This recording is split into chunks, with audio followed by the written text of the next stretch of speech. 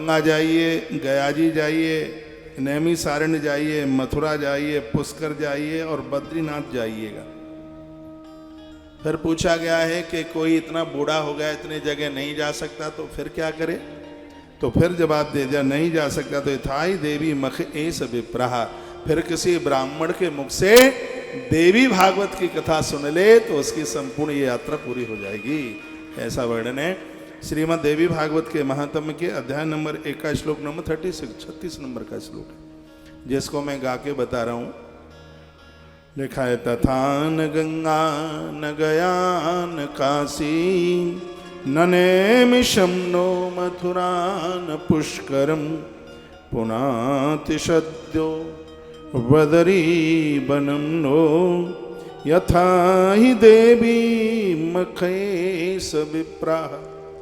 स्पष्ट वर्णन है कि यदि इतनी जगह आप नहीं गए, जा पाए, गंगा नहीं गए, गया नहीं गए, काशी नहीं गए, यहाँ गंगा और काशी दोनों का नाम आया। जब गंगा लिख दिया तो काशी की क्या जरूरत थी लिखने की? तो इसलिए गंगा में प्रयाग का नाम आ जाता है, श्री हरिद्वार जी का नाम आ जाता है। काशी एक अद्भुत बाबा विश्वनाथ की वो पावन धारा है जिसका शब्दों में बयान नहीं किया जा सकता। आप जहाँ भी जाएं बड़ी अच्छी बात है, काशी जरूर जाएं। लेकिन पूछा गया कोई आदमी अस्वस्थ हो गया, नहीं जा सकता, काशी भी नहीं गया, गंगा नहीं गया, प्रयाग नहीं गया, नैमिषारण्य नहीं गया, मथुरा नहीं गया। मथुरा की बड़ी महिमा है।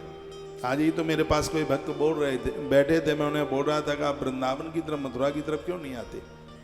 कोटि कल्प काशी बसे मथुरा कल्प हजार, एक निमिष तुलसी बसे हैं तो तुले न तुलसीदास। 1 करोड़ साल तक काशी में रहोगे, 1000 वर्ष तक श्री मथुरा जी में रहोगे, एक बराबर उसका पुण्य है। कभी समय निकालकर मथुरा के तीर्थों को कीजिए, वहाँ की ब्रज यात्रा कीजिए, बड़ा अद्भुत आनंद आता है। लेकिन कोई इतना वृद्ध है न, उन्हें यदि श्रीमद् देवी भागवत की कथा सुनने का सौभाग्य प्राप्त होता है तो उनकी इतनी सी यात्रा पूरी हो जाती है। आसुनस्य सिदे पक्षे कन्या रासा गिते रवु महाष्टम्याम समभ्यर्च हेम सिंहासन स्थितम। सोने के सिंहासन पर इस ग्रंथ को दान करने से, पूरे वर्ष भर अष्टमी का व्रत करने से जितने पुण्य की प्राप्ति होती है, एक बार श्रीमद् देवी भागवत की कथा सुनने से उतने फल की प्राप्ति हो जाती है। इतनी बड़ी महिमा है।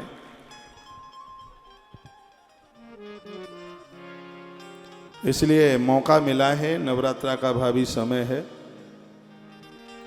इस कथा को मत छोड़िए। अस्तु भागवतम देव्या पठेत भक्ता शृणोति वा। इस कथा को, देवी भागवत की कथा को जो सुनेंगे, सुनाएंगे, धर्म अर्थ च कामम च मोक्षम च लभते नरः, उन लोगों को चारों पुरुषार्थों की प्राप्ति हो जाएगी।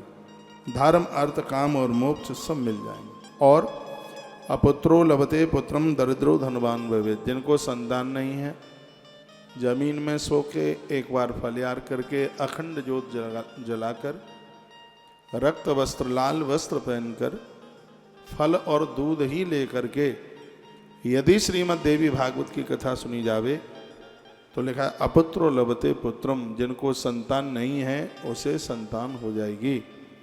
यह इतना बड़ा प्रभाव इस कथा का है। क्यों बंद कर दिया लाइव? कहीं नहीं चल रहा। रोगी रोगात प्रमुच्येता श्रुता भागवतामृतम।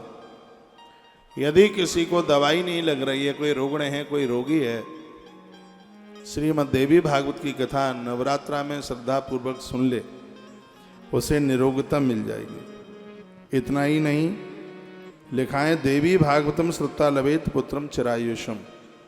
यदि किसी ने ये कह दिया है कि जन्म पत्री में बच्चों की आयुष कम है, उम्र कम है, तो उन बच्चों के निमित्त माता पिता बैठकर देवी भागवत की कथा सुनते हैं तो इससे उनके पुत्रों की आयु बढ़ती है, बच्चों को कामधाम मिलता है। इस बात को मैं एक बार दोबारा रिपीट करूंगा। वर्णन है, इसमें कहा गया है कि देवी भागवतम श्रुत्वा लभेत पुत्रम चिरायुषम। जो भी माता पिता श्रीमद् देवी भागवत की कथा सुनेंगे उन्हें तो मोक्ष मुक्ति जो मिलेगी सो मिलेगी ही, लेकिन माता पिता के देवी भागवत सुनने से उनके बच्चों की उम्र बढ़ेगी, ऐसा भगवान व्यास लिखे। ये श्लोक बड़ा अद्भुत है। महात्म के अध्याय नंबर 1 का श्लोक नंबर 47 है, 47 नंबर का श्लोक है।